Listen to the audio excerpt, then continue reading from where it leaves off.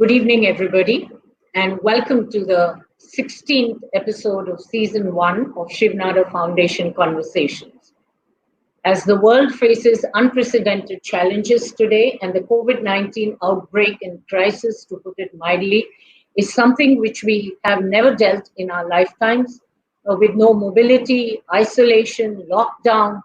Shiv Nadar Foundation has made a concerted effort to keep our moods upbeat and positive, and optimism is really the best form of resistance.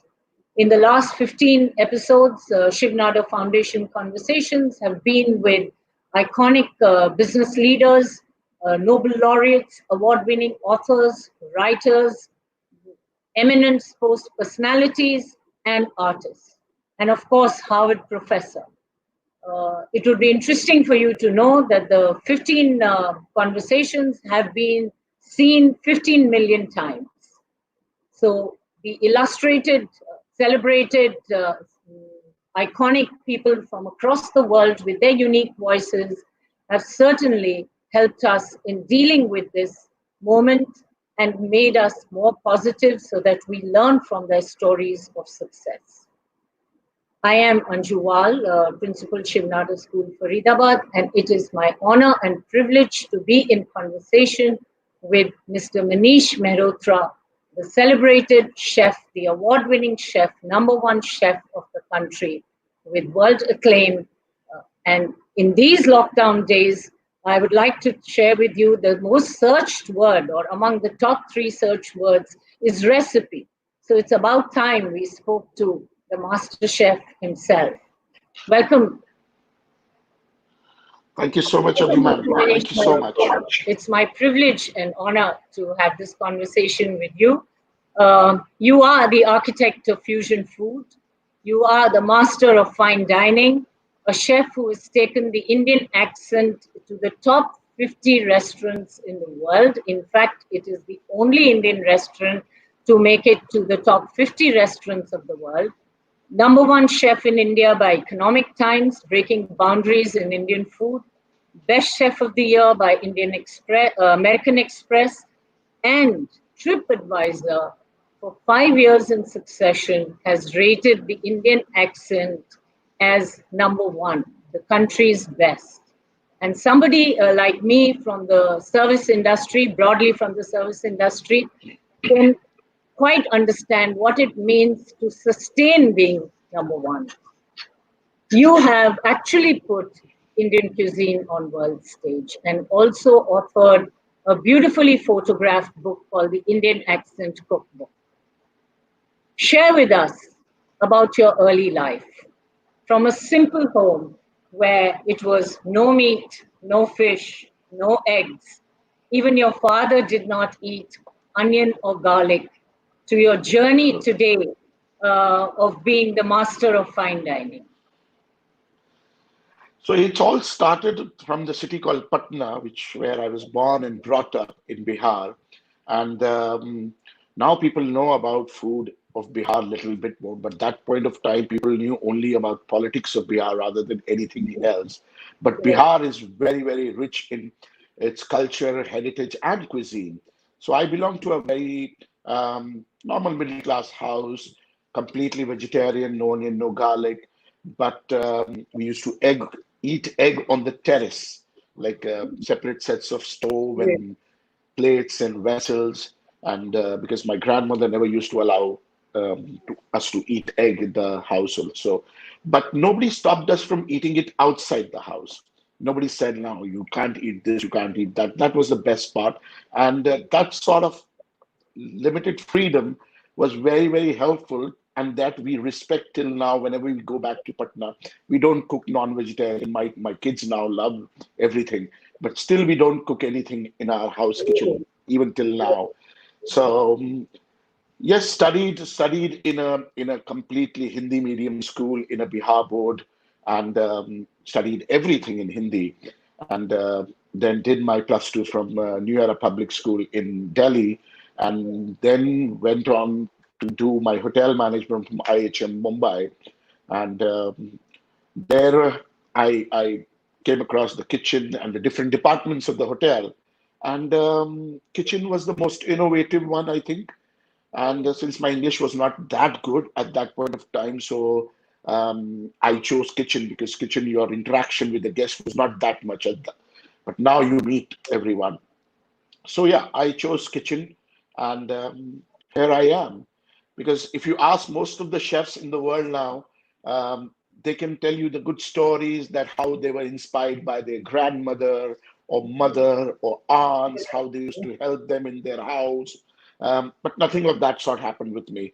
I never used to enter in the kitchen when I was a kid. Um, Going to a hotel management school was a career decision, and cooking was kitchen was very, very inspiring, where you can do your own innovative stuff. That is why I chose kitchen, and now it's been 26 years. um, I'm in this business and cooking. Started from different places, from Taj in Mumbai, worked Yes. as a pan Asian chef, and now here I am leading the team of Indian Accent.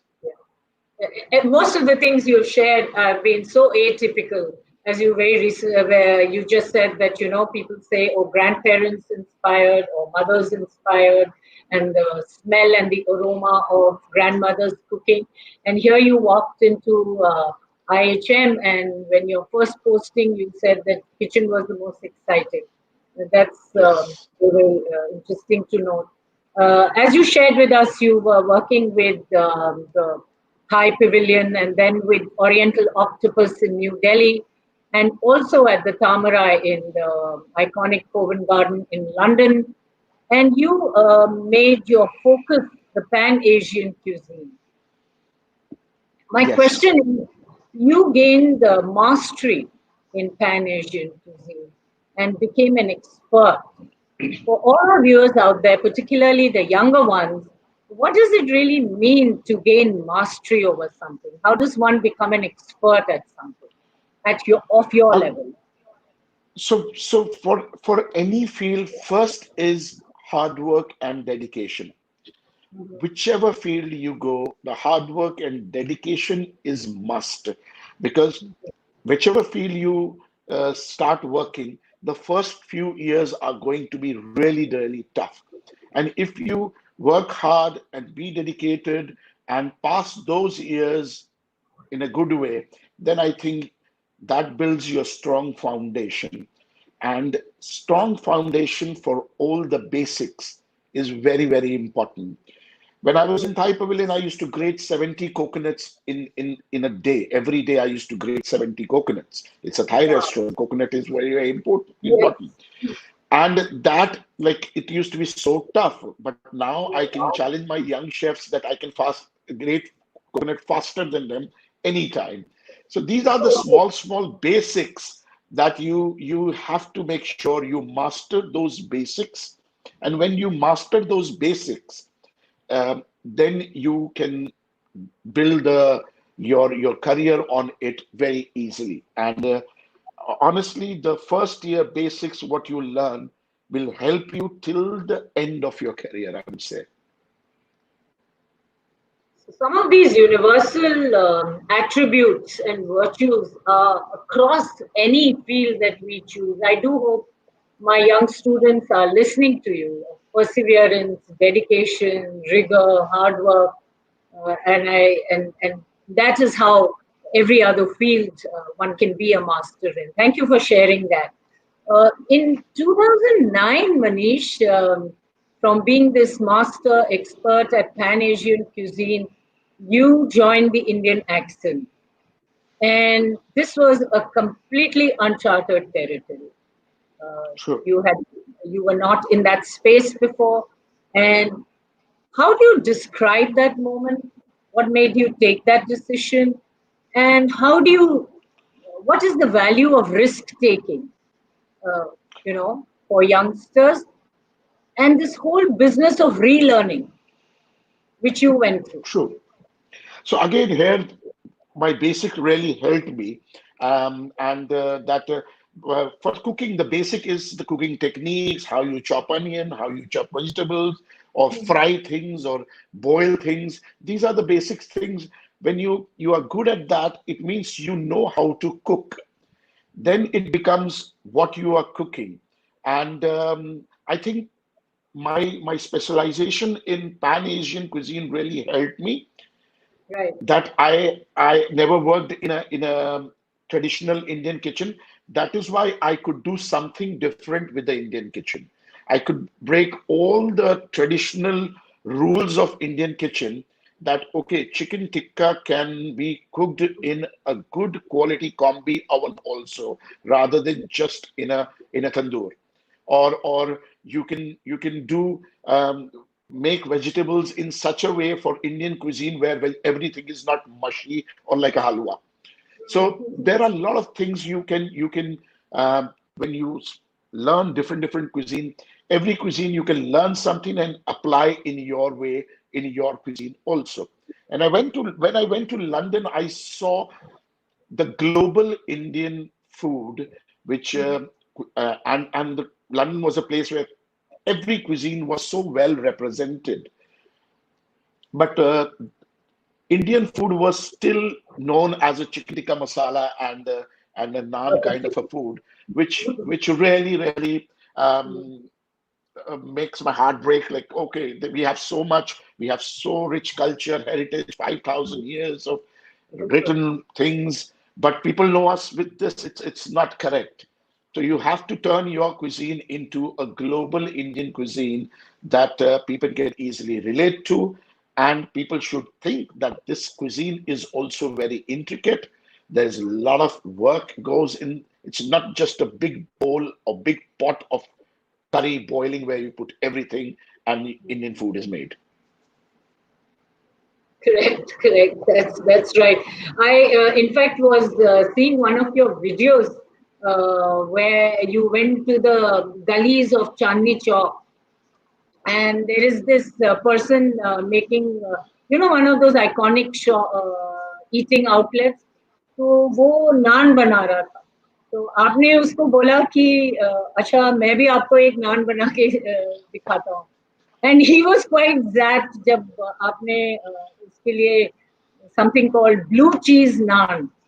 Would you be happy to share that experience with us? Yes, it was, see, blue cheese is a very acquired taste for Indian palate. Like I always say, like every cuisine, there are things which are acquired taste for that. Like for outsider, it is acquired taste. Like we use a lot of hing in our khana, but if a French guy will taste hing, for him it will be something really weird. But we use it in day-to-day cuisine of our country. And so when I made blue cheese naan, first I made the tiny ones. So he said कि इसको तो 100-200 नान खानी पड़ेंगी तब जाके पेट भरेगा. So then I gave him one naan, and it was what a look on his face. It was the same look when first I tasted blue cheese in my life, that how the hell somebody can eat this thing. But slowly you acquire, slowly you develop a flavor for different things. When we used to eat noodles, when Maggie noodles were introduced to India in 1983, 84, Correct. everybody in the house used to say, "Oh my God, what the hell you are eating?" But now noodle is part of everybody's day-to-day life in India.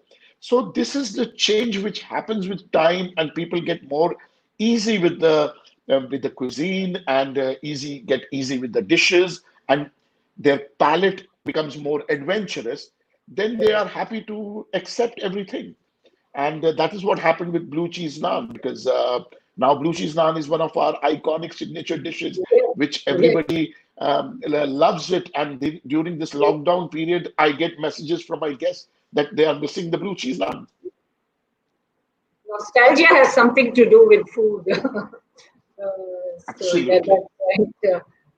You also went to दौलत की चाट और उसने आपने उसको बना के दिखाई with a slight twist कि ऐसे भी Yes. चाट बन सकती है. उसके बारे में if you would like to share with us कि See, उसका क्या Daulat रिएक्शन ki था. वो तो he was completely surprised, because he was awake from 3 o'clock in the morning to make Daulat ki chaat, especially for us in the afternoon, in the early, like in the morning Right, around 10 right. o'clock. He was awake. And I went there and I just did it in 15 minutes with the help of a little bit of technology. So he was a Mm, bit surprised. And mm, my version was slightly different. My version was more of a Lucknow and Kanpur and Banaras style of not the Delhi Daulat ki chaat. So he was quite surprised, and he was like it, I worked so hard for this thing, and this thing is prepared only in 15 minutes. So mm. it was fun. But the Daulat ki chaat few years back, very few people knew about this thing. Sure. If you talk to international chefs and all these chefs, they talk about foams, powders, dust, air, all these different words. And Daulat Mm. ki chaat is just an aerated milk, which a guy is selling from almost 150 years back in the bylanes of Old Delhi and Lucknow and Kanpur. And people Correct. didn't know about it. And when first we introduced in our New York Indian accent this Daulat ki chaat, that particular year in 2016, it was top 10 dishes of New York in my Time Out magazine. And Incredible. Michelin, Michelin guide came, and the website, the Michelin star, they came and took the video of Daulat ki chaat and put it there on their website. Anybody can see Michelin guide New York website and see Daulat ki chaat, which really feels happy that these are the hidden gems of India. Now Mm. they are coming out and world knows about it. And don't eat only naan and chicken tikka masala. And you said the Indian food is way beyond butter chicken.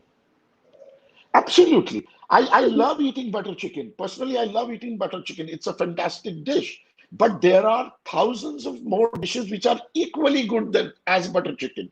Whether it's a Kashmiri rista or a mean moili or a chingdi malai curry or a Gujarati curry, there are thousands of dishes which is as good as butter chicken, but people don't know about it. Even in our own country, they don't know about it. So that is the purpose, that you make sure that Indian food becomes, people know about Indian food outside India, and Correct. we need more respect for our cuisine, because it's a very lot of hard work is gone in this cuisine from different parts of India, and people Very have rich. really worked hard. Very So rich. people should appreciate that fact, I think.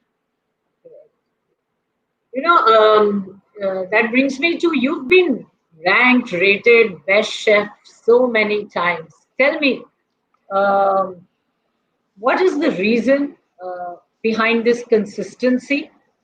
Uh, so definitely, this is not 1 year or flash in the pan या एक बार हो गया कि हम best chef बन गए but consistently आप India के बेस्ट शेफ और वर्ल्ड में इतना क्लेम है और दूसरी चीज how do you cope with all the accolades that come your way? I'm sure you can't let your guard down even one single day.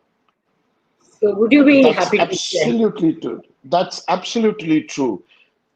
Becoming a number one restaurant and all these things, all these accolades, there are two main reasons behind that. Yes. The two most important reason, first one is my team. I am nothing without my team. And I'm fortunate that I have so many chefs who work with me from like almost 15 years, 16 years. My Really? my my chef who handles Indian accent New Delhi on a day-to-day basis, he's been working with me for last 20 years.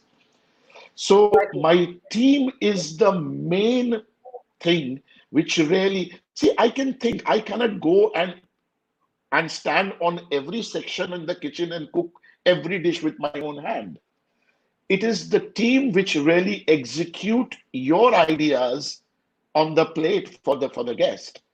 So team is one of the most important thing which is behind all the success. And second thing is training. I never hide anything what I know to share with my colleagues, my chefs.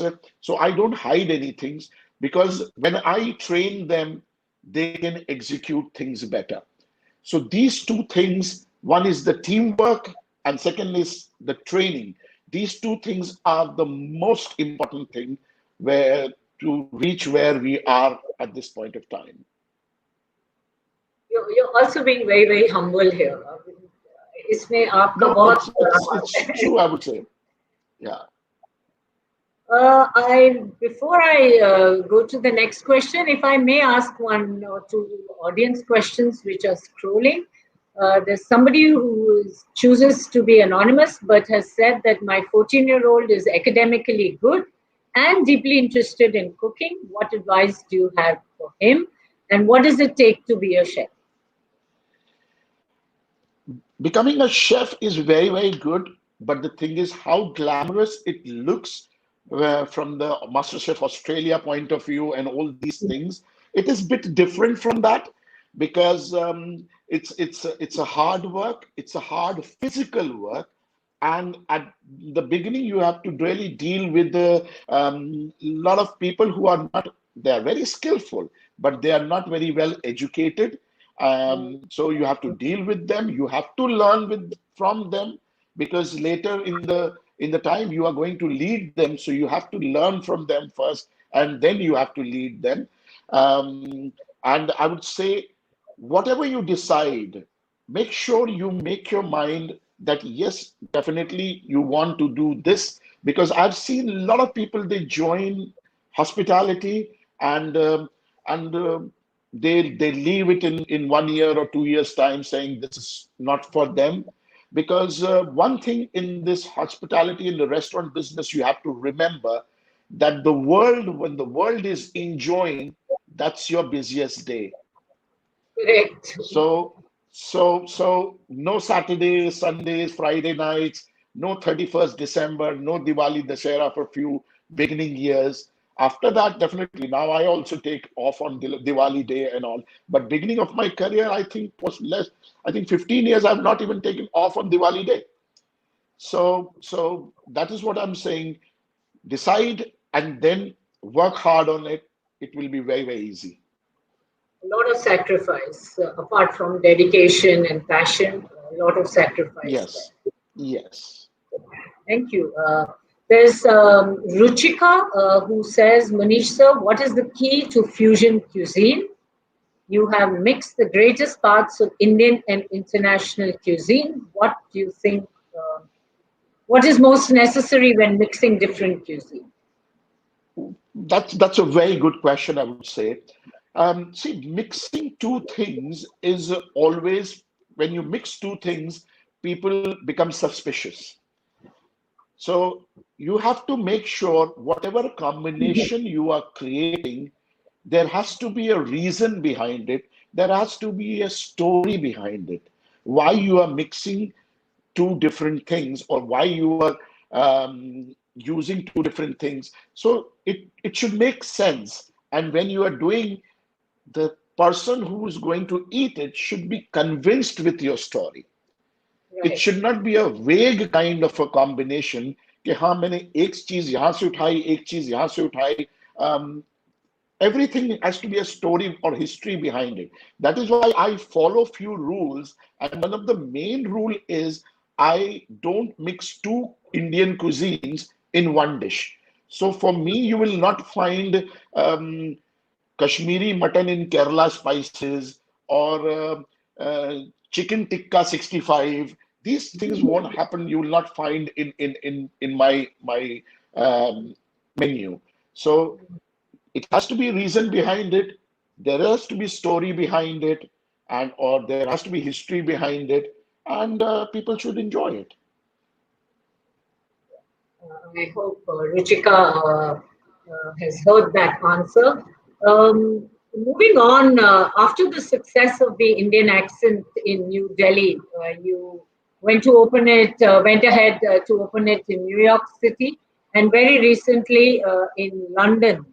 Were there any challenges therein? And are all the three restaurants in three different locations of the world, are they serving the same kind of food, or are there some signature dishes? which if we eat in New Delhi and if we eat in London and if we eat in New York, we will find. Could you share a bit about that?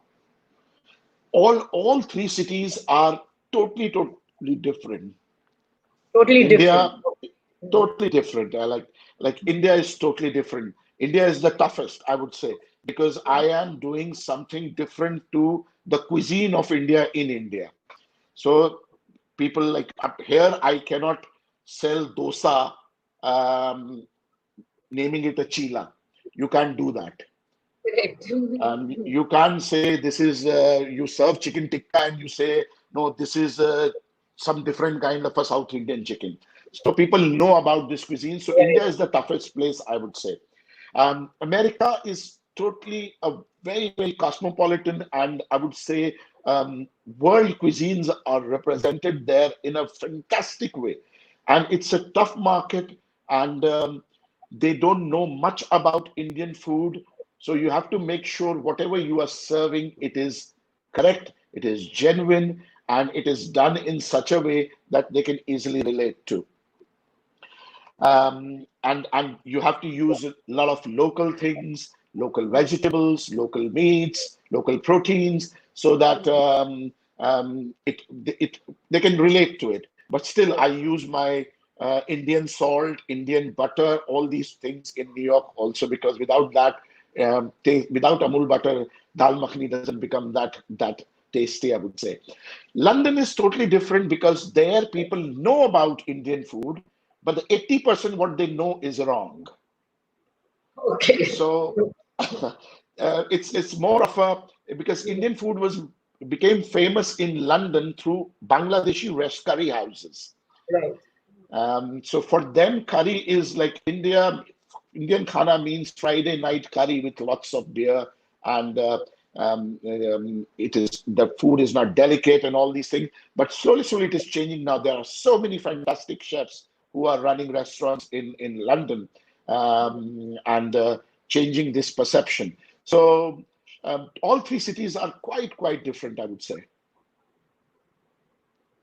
That's and that brings me to ask you, how do you describe? Now here are three cities. Three. The name is the Indian accent, but different food, different flavors. But the authentic Indian flavor remains. How do you then describe a perfect dish, and what is really balance in a dish mean for you? See, dish is a dish. I always take a dish as a journey. That it starts a journey, and when you finish making it, it should reach its destination. That is Right. how a dish works. Um, for me, dish has to be balanced. There are different flavors in one dish, and dish has to be perfectly balanced in such a way that each and every flavor, whether it's khatta, meetha, namkeen, or all these flavor, should give their flavor and enhances other flavor also. And for me, I would say, uh, if I have to give an example for the perfect dish, I would say a good quality aloo tikki chaat is a perfect dish. I don't know who innovated it, who Mhm. invented a chart. Nobody knows about it. It must be a common man on the street. He must have innovated this chart. And I'll give you why aloo tikki chaat is the most perfect dish in my opinion. Is that it's crispy. The tikki is crispy. There is a yogurt in it, which is silk and smooth, and it gives a little bit of sweetness. Tamarind chutney gives a khattapan or amchur ki chutney, whatever you put, it gives sourness. Then green chutney gives a little bit of tikhapan, spiciness. Then tikki has to be crisp, so it gives a nice texture, and the burnt ends gives a little bit of bitter taste, the charred taste, and there are so many other things like anar ke dane and all these things. It gives different types of a crunch in your mouth. So that dish, and look wise, it's colorful, it looks beautiful. So and it is a perfect dish for me. Very interesting that you say aloo tikki chaat is the perfect dish. Thank you for sharing that. I did lose connection for a second. Here is Dibjani Banerjee, and her question is: name one celebrity chef who inspired you, and do you remember him or her? There, there are many chefs, I would say. Mhm. There are many. There's not one chef. For me, Chef Ananda Solomon of Taj, he Right. really helped me to deal with the pressure in the kitchen. He helped me to understand the cuisine, and he helped me to understand what guest wants. If a good chef understands what his guests want, that is the Mhm. most important thing, I would say. And apart from that, cooking in one such profession where you learn every day till the last day in your kitchen. Because there is so much to learn. I don't think so anyone can learn even one cuisine in his lifetime. And so I really follow Rick Stein, Chef Rick Stein from UK for his honesty towards the ingredients. There are so many good chefs in India, whether it's Chef Naren Themaiya of Bangalore, Taj Bangalore, who runs a Karavali restaurant, or there are many young chefs who are doing fantastic jobs. So you can learn, you can see, and you can get inspired from all these people, I would say. Wonderful. Thank you. I mean, what comes across is that this is a whole evolving process. It's so dynamic. It's like True, cooking and learning. It's always breathing and living. Um, true. what is the creative process for a genius like you? How do you think? How do you think of a new dish? How do you explore? How do you create it? So I think for whatever profession you do, I think you have to keep your eyes, ears, nose, or my case, palate open. Mhm. So you should be adventurous enough to eat everything. So I Right. eat everything and never afraid of tasting something weird also. So when you taste, you learn. And I do a lot of research. I study a lot. I wish I've studied that much when I was in school. Um, my parents would be really happy at that point of time. So I study a lot. I do a lot of research because and do we do a lot of trials. My team really helps me when we decide upon the dish. It's a very democratic process in the kitchen. I take advice from everyone, and we follow. Sometimes a trainee can give a very good advice of on how to garnish that dish. So it's a but you do a lot of research, and sometimes you get a dish perfected in 1 hour, and sometimes you work on a dish for 15 days and it's still working going on. So a lot of research and the trial goes on when we decide upon the dishes, and you have to keep your senses open whenever you are traveling and ready to absorb whatever is around you. In fact, that brings me to a question which is not displayed here, which with Colonel Gopal, the CEO of Shiv Nadar School, wanted me to ask you. Do you think cooking is an art or a science? Cooking is art mixed with a little bit of science, I would say. Mhm. It is an art, but science is there because science really help to make that art even more perfect. And nowadays, with so many different technologies and all these things, you can perfect the art of cooking even further. I would say it is science is just like for the painter. It's his art of painting and the quality of good colors. So science for me is quality of good colors, and art is how I paint with it. Beautifully answered. I'm sure he's going to be glad if he's out there. Um, I read somewhere you did mention your team, that your team loves you, respects you, understands you. Even when in the early days you used to throw pots and pans in the kitchen. होता है See, सबके um, साथ. see, kitchen environment is a really hot and humid environment. Even we have ACs and everything in the kitchen, but still it's hot environment.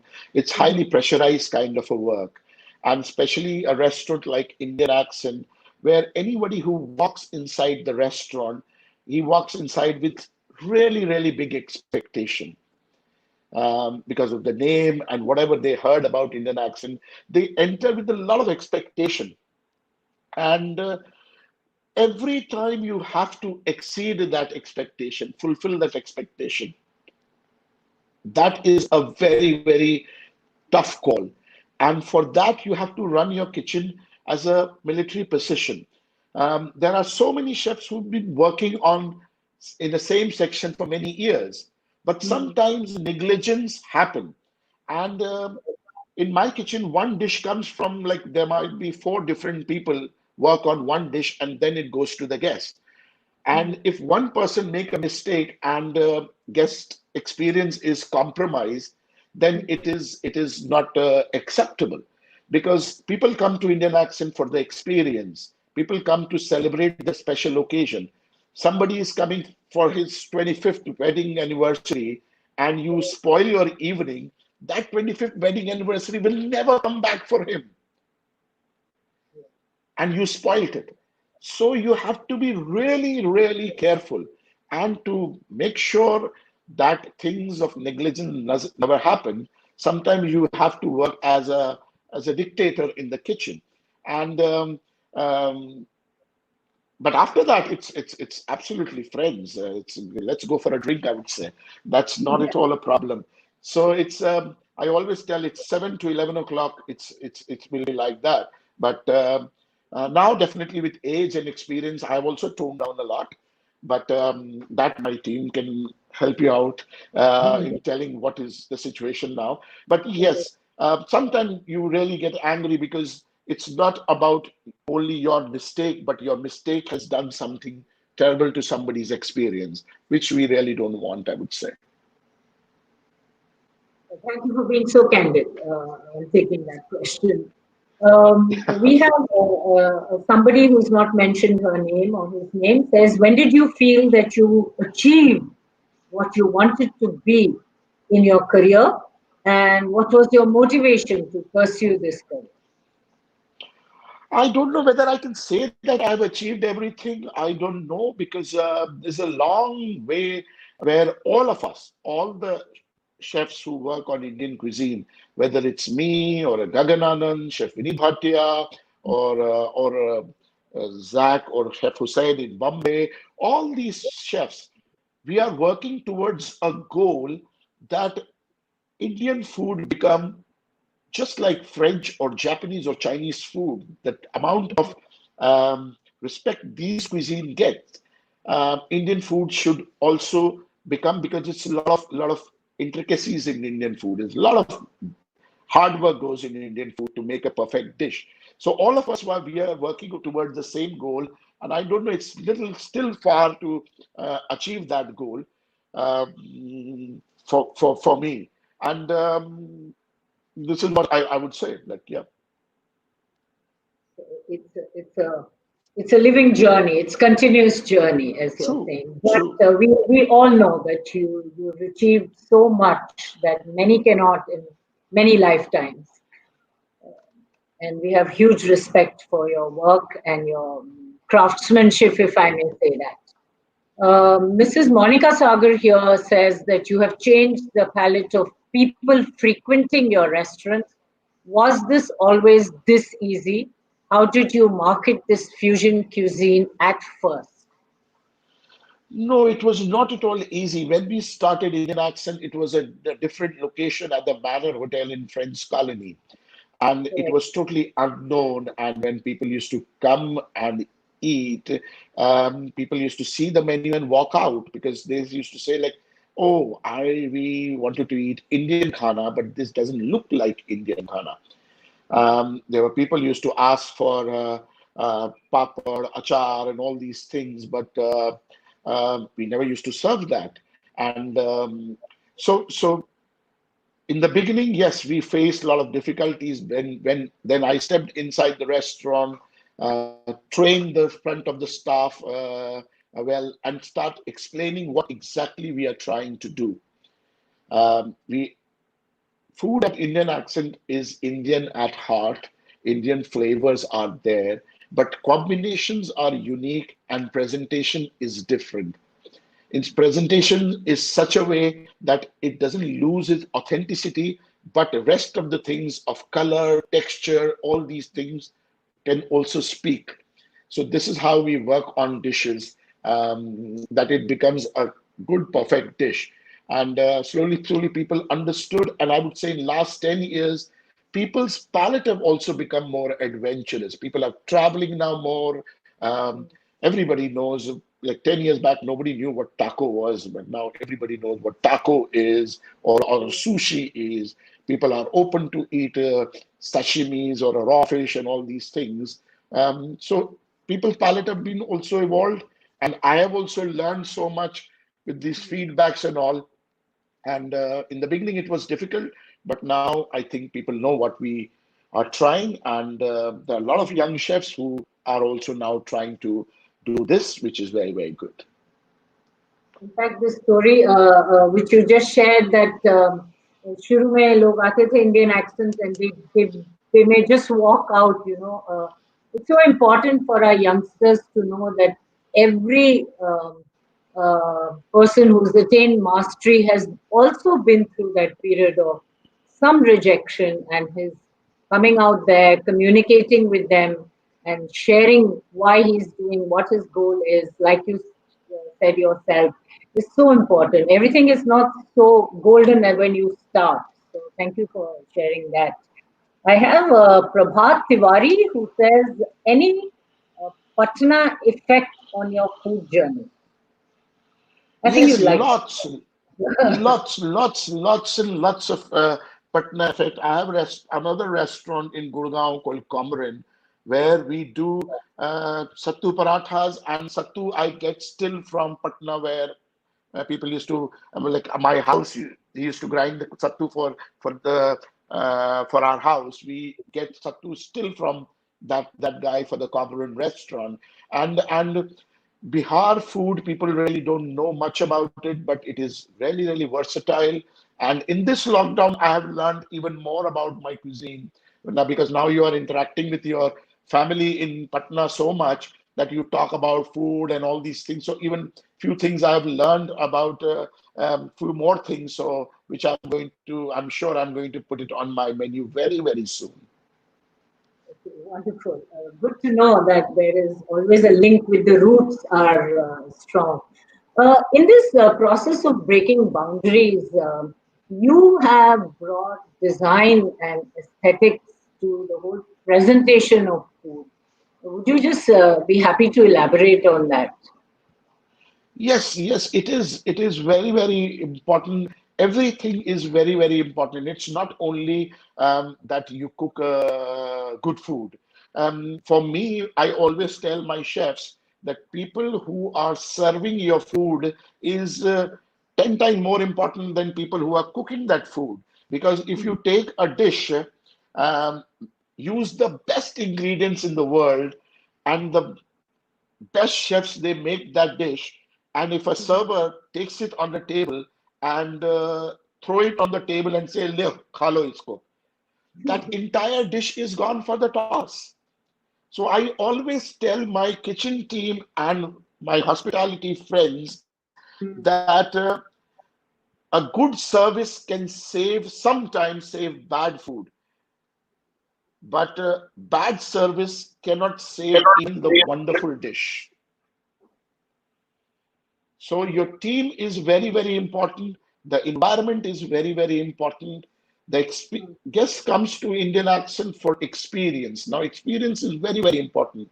How it is made, how it is served, in what environment it is served, what kind of a plate it is being served.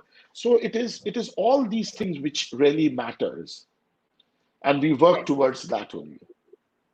in this whole era of Instagram and travel bloggers and all, it's put a lot of expectations on performance, even in the food industry, as you know. Uh, it's first to be feast for the eyes and then feast for the palate. True.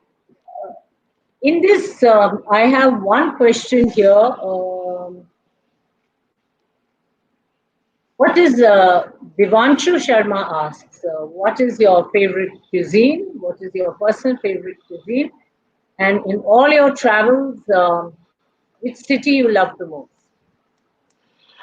I would say I'm more of a craving centric person because I think that I would say if somebody says I love Italian food, I love Chinese food, that is fine. But I'm more of a craving centric person that आज ये खाने का मन कर रहा है.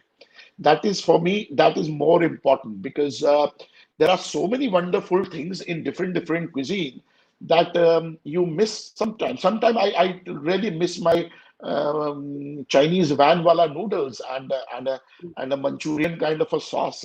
I sometimes I really crave for that. I miss that. I want to eat that. Sometimes you miss the chaat. Sometimes you really feel like eating sushi. So I'm more of a craving centric person. But if you ask me which my favorite dish, so I like mushroom risotto very well.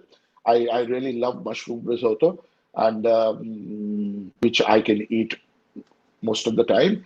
But I'm more of a craving centric person.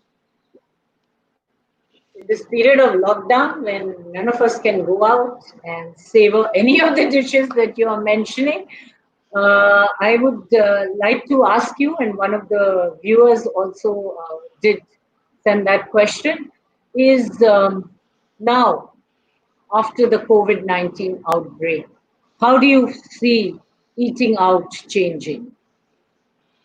What kind of Um, changes do you think will come in eating out? first thing I would like to say that people will not stop eating out. People will eat outside. Very Second thing encouraging. is definitely one thing that they will look for on the menu is more healthy options on the menu.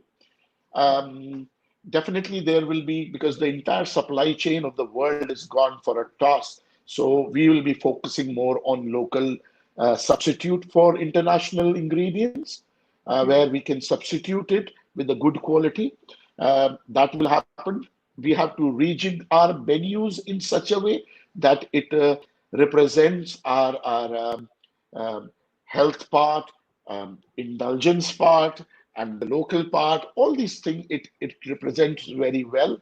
And the most important thing is the transparency between kitchen and the dining room will increase. In Indian accent, when people come for dining after the meal, we encourage people to come and walk inside the kitchen and see the kitchen, meet the chefs, and all these things. Because, and that thing will grow more, that the transparency between the back of the house and the front of the house will increase, which is very good, I would say. I would definitely request people to come and see where your food is being cooked. And that is a very good practice. And I think more and more chefs and restaurants will follow that practice, which is very good. And I think guests should also get encouraged and meet the other chefs, see the kitchen, how their food is being cooked. It will be very good. That's fantastic. Stems from a lot of confidence in your one's own cooking and one's own cuisine. This openness and transparency. It's great to hear that. Also, an observation that in the Indian accent across the three locations, there's been a very deliberate effort or a deliberate endeavor to not have the overt Indian typical symbols or the artwork which is coming from certain states, which makes it look as you walk in ki ha ye to Indian restaurant hai. So, is there a reason for this very conscious effort to Yes, outdo that? it is a reason because a talented Indian doesn't have to wear only kurta pajama to show that he is a talented Indian. So that is what we are. We don't need anything to show that we are Indian, or we can do good job, because we deliberately wanted our restaurant to look in such a way that there is no Rajasthan, Kerala, or Goa, or Ganesh ji, and or chudi, bindi, all these things in a restaurant, just to prove that this is an Indian restaurant. Your food should speak that yes, it is an Indian food, but a difference with a difference. So that is what we follow, whether it's Indian accent in Delhi, or Khamrin in Gurgaon, or Indian accent in New York, or Indian accent in London.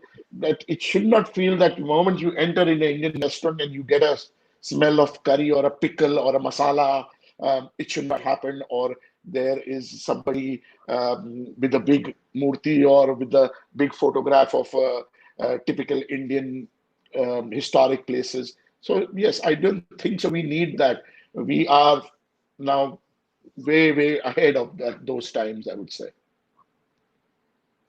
Yeah, well, great to hear that. Would you like to share some of your uh, own personal goals now in this whole journey?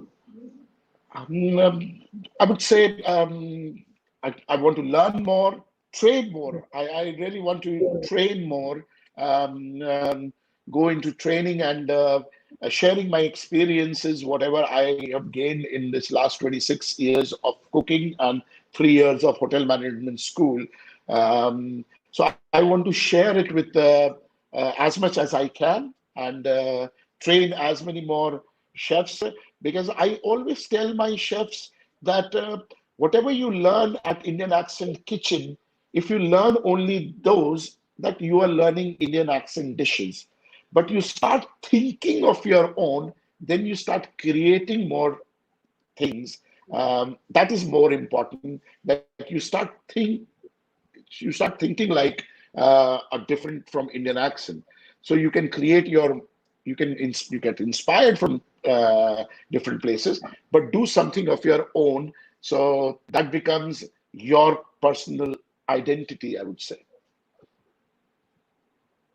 And for my children, my students, if they are there, or any young viewers, do you think this kind of skilled mastery and reaching this stature and cooking per se teaches the value of patience? Definitely, I would say anything you want to achieve, there will be a lot of difficulties which will come. I studied in Hindi medium school, where in Bihar board, where we used to study everything in Hindi. We never used to study chemistry. We used to study Rasayan Shastra.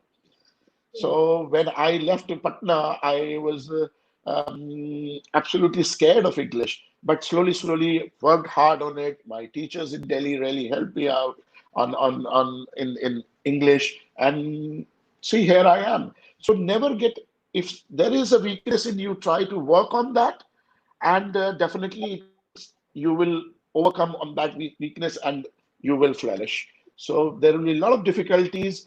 There will be a lot of only thing is, make sure you believe in yourself, you trust your friends and family, and decide what you want to do, and keep working on that same goal.